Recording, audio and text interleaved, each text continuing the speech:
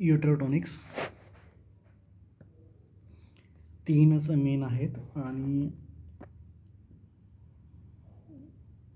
Non इंजेक्टेबलमध्ये मिसोप्रोस्टॉल आहे E1 ही 200ची tablet येते माइट्सची किंवा 0.2 mg. हे लोक 2 म्हणजे 400 किंवा 600 किंवा 800 पर ओरल रेक्टल वजायनल युटेरल काहीही ठेवतात. तर E1 आहे MI E1 आहे हा. तर हे लास्ट लाईन आहे पण हे खूप कॉमनली वापरतात हे लोक मिसोप्रोस्टॉल. तर ऑक्सिटोसिन नंतर मिसोप्रोस्टॉल. प्रोस्टाग्लॅन्डिन्स आहेत त्याच्यामुळे nausea vomiting diarrhoea acid gases rashes याच्यामुळे होतं. तर 0.2ची टॅबलेट येते 2 टॅबलेट किंवा 4 टॅबलेटपर्यंत म्हणजे 400 ते 800 ठेवतात ते. सबलिंग्वल पण जाते ओरल रेक्टल इंट्रायुटरल. मेन आहे ऑक्सिटोसिन 5 IUचं ॲम्पूल येतं पण हे टेम्परेचर सेन्सिटिव्ह आहे 2 ते 8 डिग्रीमध्येच ठेवावं लागतं. तर त्याच्याविरुद्ध जे कार्बेटोसिन जे आहे हे टेम्परेचर सेन्सिटिव्ह नाही आहे. तर हे 100 माइटचं येतं 1 ml. सिंथेटिक आहे तर त्याच्यामुळे त्याचं डिग्रेडेशन स्लो होतं तर लॉंगर ॲक्टिंग आहे एवढंच आहे. इफेक्ट सेम आहे फक्त ड्युरेशन ऑफ ॲक्शन जास्त आहे. तर 5 to 10 IU स्लो बोलस नंतर 5 to 10 IU per hour. 5 to 10 slow बोलस आहे फास्ट नाही आहे कारण की हा व्हायझोडायलेशन करतो हायपोटेन्शन करतो. नेगेटिव्ह आयनोट्रॉप लिहिलं आहे परंतु ॲक्च्युली हा QT वाढवतो ST आणि T चेंजेस करतो. QT प्रोलॉंगेशन पण लिहिलेलं आहे. मोस्ट कॉमन आहे रूल ऑफ 3 युनिट द्यायचे 15 सेकंदात वर. आपल्याला बघितलं स्लो द्यायचं आहे नंतर मग पुन्हा 3 मिनिट थांबून पुन्हा दुसरा डोस पुन्हा 3 मिनिट थांबून तिसरा डोस आणि मग त्याच्यानंतर 0.3 IU पर आर आहे. 0.3 IU 3 पण नाही 0.3 IU म्हणतो आहे तो. रूल ऑफ 3मध्ये हा 0.3 हे लक्षात ठेवण्यासारखं आहे. तर ऑप्समध्ये सांगितलं आहे हा डोस जो आहे 20 IU टाकायचे 500 ml मध्ये त्याच्यापेक्षा जास्त नाही द्यायचं आणि ते 60 mlनेच रन करायचं. तेव्हा जाऊन कुठे 40 मिली IU पर मिनिट होतं. त्याच्यावर गेलं की मग वॉटर रिटेन्शन होतं. तर 20 युनिट 500 ml मध्ये आणि ते पण 60 म्हणजे 1 ml पर मिनिट 1 ml पर kg या हिशोबाने रन करायचं. त्याच्यावर गेलं की वॉटर इंटॉक्सिकेशनचा चान्स वाढतो. रॅपिड डिसेन्सिटायझेशन पेप्टाइड हार्मोन आहे ते. 5 to 10 हायपोमुळे रिफ्लेक्स टॅकी होतो. व्हायझोडायलेशनमुळे अँटीडायोरेटिक युजली हाय डोसेसमध्ये लिहिलं आहे पण हा हाय डोस होऊन जातो यांचा. QT प्रोलॉंगेशन होतं T वेव्ह फ्लॅटनिंग होतं. स्पेशल आहे first polypeptide hormone to be synthesize. पहिलं जे सिंथेसाइज करू शकले ते पोस्टेरियर लोब सिक्रेट होतं. टेम्परेचर सेन्सिटिव्ह आहे. याचं डेस अमायनो फॉर्म येतं. हा ओरल पण आहे टॅबलेट 50 IUची ओरल टॅबलेट येते आणि नॅझल सोल्युशन पण येतं 40 IUचं. तर जी प्रोटीन कपल्ड आहे DAG IP3 पाथवे आहे. IV ने 30 सेकंदात काम करतो. IMने 2 ते 3 मिनटं लागतात. IVचा ड्युरेशन 20 मिनटापर्यंत आहे. तर हायड्रोलिसिसने डिग्रेड होतं लिव्हर किडनीमध्ये. बोलस नाही द्यायचं म्हणतो तो स्लो बोलस देऊ शकतो. तर BP ड्रॉप होतो within 30 seconds up to 10 minutes राहतो. BP ड्रॉप झाल्यामुळे रिफ्लेक्स टॅकी होतो. ECG चेंजेस होतात. प्रोलॉंग QT होतो. नंतर हायर डोसेसमध्ये लिहिले पण आपण बघितलं 40 मिली IU म्हणजे 20 IU ॲट इन 500 ml ते आपण 60 mlनेच देऊ शकतो. नंतर मिल्क इंजेक्शन होतं.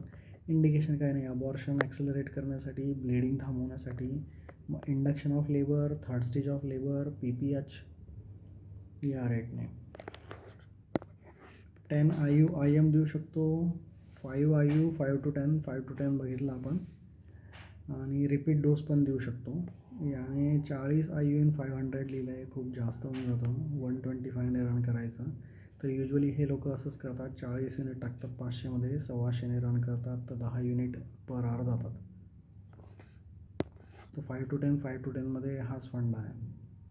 5 to 10 IU स्लो बोलस, 5 to 10 IU per hour. Side effects hyper stimulation, over activity होऊ शकतं, त्याच्यामुळे फिटल डिस्ट्रेस होऊ शकतो, फिटल हायपॉक्सिया होऊ शकतो, युट्राईन रप्चर होऊ शकतं, वॉटर इंटॉक्सिकेशन होऊ शकतं. हे बघितलं आपण 30 to 40 milli IU. Hypotension on bolus. आणि प्रिव्हेन्शनसाठी मग काउंटिंग करून द्यायचं ड्रॉप्स, कॉन्ट्रॅक्शन्स चेक करायचे, फिटल हार्ट रेट मॉनिटरिंग करायचं. स्टॉपिंग इन्फ्युजन जर कॉन्ट्रॅक्शन्स जास्त होत असतील एव्हरी 2 minutes ऑर लेस आणि फिटल डिस्ट्रेस असेल तर ॲक्च्युली या डोसने दिलं 60 ml per hour at 40 milli IU per ml तर 2.4 IU पर आवर होतं, पण आपण 5 to 10 IU पर आवर देतो. पण हे म्हणजे याचा अर्थ हा आहे की हे शॉर्ट ड्युरेशन द्यायला पाहिजे, बाकी काही नाही. नंतर मेथार्जिन आहे, IM किंवा IV एकदम रेअरली स्लोली द्यायचं. 0.2चं ॲम्पूल येतं. हा डायरेक्टली ॲक्ट करतो, टोनिक कॉन्ट्रॅक्शन होतं, डोस डिपेंडंट युटरसचं आणि अदर रिसेप्टर्सवर काम करतो. सेरोटोनिन आहे, डोब्युटामिन आहे, ॲड्रिनर्जिक आहे, त्याच्यामुळे हायपरटेन्शन, कोरोनरी स्पाझम होतो, नॉझिया वॉमिटिंग करतो. हे प्रोस्टाग्लॅन्डिन्स पण नॉझिया वॉमिटिंग करतात. नंतर आपले हे कार्बोप्रॉस्ट असतील, मिसोप्रॉस्टॉल असतील आणि हे पण मेथॅजिन पण. तर डोस 500 IU पर IM लिहिला आहे, परंतु आपण युजली सिंगलच देतो 0.2 किंवा मग IV 0.1 mg म्हणजे हाफ ॲम्पूल स्लोली ओव्हर 10 minutes एकदम खूपच घाई असेल तर. अर्गॉट अल्कलाइड आहे, रॅपिडली डिट्रिएट होतो म्हणतो हा, लाईट, हीट आणि ह्युमिडिटी, पण कधी ॲम्पूल असं प्रिझर्वड बघितलं नाही मी. 0.2 ओरल पण 0.2च लिहिलं आहे. IV स्लोली डायरेक्टली ॲक्ट होतो, IM 7 मिनिटात काम करतो. हिपॅटिक रिनल आहे. व्हॅसोकन्स्ट्रिक्शन कॅपॅसिटन्सचं होतं असं म्हणतो तो. ॲड्री, डोपा, ट्रिप्टामिनर्जिक रिसेप्टर्स व्हॅसोकन्स्ट्रिक्शन करतात. मेनली PPHसाठी वापरतात. नॉझिया वॉमिटिंग करतो, BP वाढवतो, म्हणून PIH आणि पेरिफेरल व्हॅस्क्युलर डिसीजमध्ये कॉशन आहे, कॉन्ट्राइंडिकेशन म्हणण्यापेक्षा. नंतर कार्बोप्रॉस्ट आहे, F2 अल्फा 125 किंवा 250 दोन स्ट्रेंथ येतात. प्रोस्टाग्लॅन्डिन F रिसेप्टरवर ॲक्ट करतो, हा ऑक्सिटोसिनला पोटेन्शिएट करतो. तर हा फक्त IM आहे, IV नाही आहे हा प्रोस्टाग्लॅन्डिनचं ते. तर मेनली आहे की रूल आउट करायचा हायपर सेन्सिटिव्हिटी ब्रॉन्कियल अस्थमा. 5 मिनिटात काम करतो, 10 ते 15 मिनटं टिकतो. रिफ्रॅक्टरी असेल तरच देतो आपण.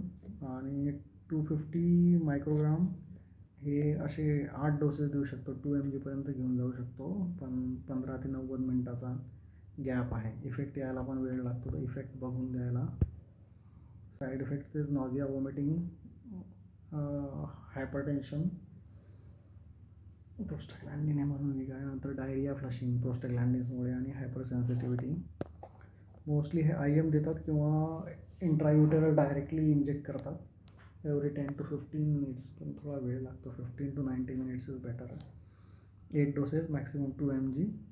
युटेराईन हे ऑफ लेबल आहे, तुम्ही लिहू नाही शकत पेपरवर, MLC इश्यू आहे, ऑफ लेबल आहे ते. रिसेप्टर याचे प्रोस्टाग्लॅन्डिन Fचे रिसेप्टर आहेत, जी कपल्ड रिसेप्टर हा स्टिम्युलेट करतो, पोटेन्शिएट करतो ऑक्सिटोसिन रिसेप्टरला. ब्रॉन्कोस्पाझम होऊ शकतो, अस्थमामध्ये कॉन्ट्राइंडिकेटेड आहे. नॉन इंजेक्टेबल आपण बघितलं, मिसोप्रोस्टॉल आहे. E1 ट्रान्झियंट टेम्परेचर आणि शिवरिंग होता मिसोप्रोस्टॉलने. टोकोलायसिससाठी वोलाटाईल्स आर बेटर, आपण बघितलं. इवन एक्झिट सर्जरीमध्ये टोकोलायसिस पण होतं आणि ॲनेस्थेशिया पण होतो, मदरला पण आणि फिटसला पण. स्कोलिन मसल, स्केलेटल मसलवर ॲक्ट करतो, स्मूथवर नाही. NTG देऊ शकतो, मॅक्सल देऊ शकतो, नेफेडेपिन आहे, एंडोमेथासिन आहे. कार्बोप्रॉस्ट पोटेन्शिएट करतो. नॉझिया वॉमिटिंग आहे, अस्थमा, ग्लॉकोमामध्ये पण क्वेश्चन आहे. तर प्रिव्हेन्शन ऑफ PPHसाठी 3rd स्टेजमध्ये द्यायचंच आहे सर्व बर्थला ऑक्सिटोसिन. असेल अवेलेबल तर कार्बेटोसिन. नंतर सेकंड लाईन त्यांचं मग मिसोप्रोस्टॉल आहे, म्हणजे हे इझी आहे. अर्गोमेट्रिन त्याच्यानंतर लास्ट डोस जातो, त्याच्यात मग अर्गोमेट्रिन याचा फिक्स डोस कॉम्बिनेशन पण आहे. ऑक्सिटोसिन 5 प्लस हे 500 जर हायपरटेन्शन नसेल तर. मिसोप्रोस्टॉल तर ते राईट लेफ्ट सेंटर देतात. तर फर्स्ट ऑक्सिटोसिन आहे, सेकंड मग मिसोप्रोस्टॉल आहे. रेझिस्टन्स असेल तर मग अर्गोमेट्रिन आणि त्याच्यानंतर मग कार्बोप्रॉस्ट लास्ट ऑप्शन. कार्बिटोसिन जिथे अवेलेबल आहे तिथे. तर ऑक्सिटोसिन 10 IU IM और IV लिहिलेलं आहे फॉर ऑल. इथे पण 5 to 10 5 to 10